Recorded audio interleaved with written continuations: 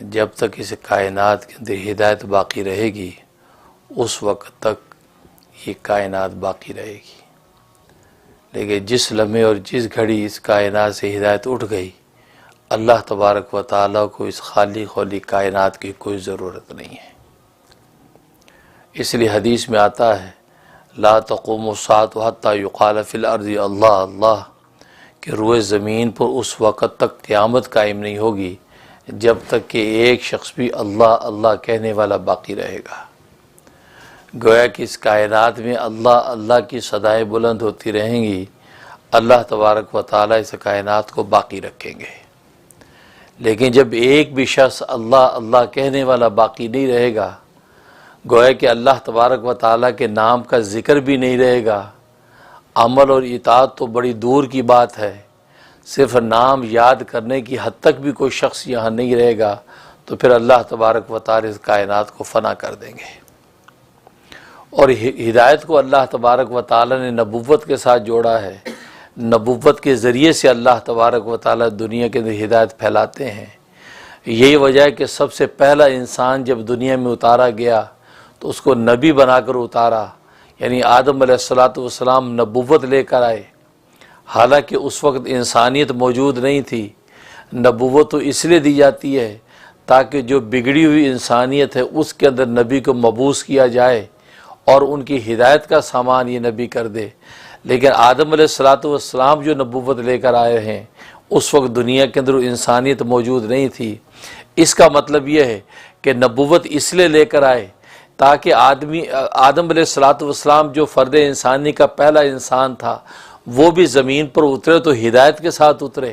کیونکہ اگر اس کے پاس نبوت نہ ہوتی تو وہ بغیر ہدایت کی آتا، اس کے بعد پھر نبوت دی جاتی یا نبی مبعوث ہوتا،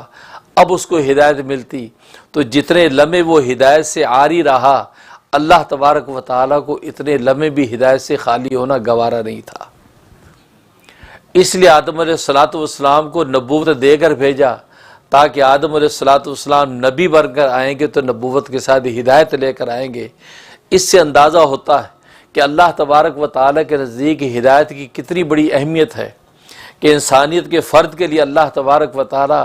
انسان کی جسمانی حیات سے زیادہ اس کی ہدایت کی اہمیت کو رکھتے ہیں، کہ انسان اپنے وجود کے ساتھ دنیا کے اندر آئے اور اس کا کوئی بھی زندگی کا لمحہ ہدایت سے خالی نہ ہو۔ اس لیے اللہ تبارک و تعالیٰ نے آدم علیہ السلام کو نبی بنا کر اتارا، اور پھر ظاہر ہے کہ یہ سلسلہ نبوت کا چلتا رہا۔ آدم علیہ السلام کے بعد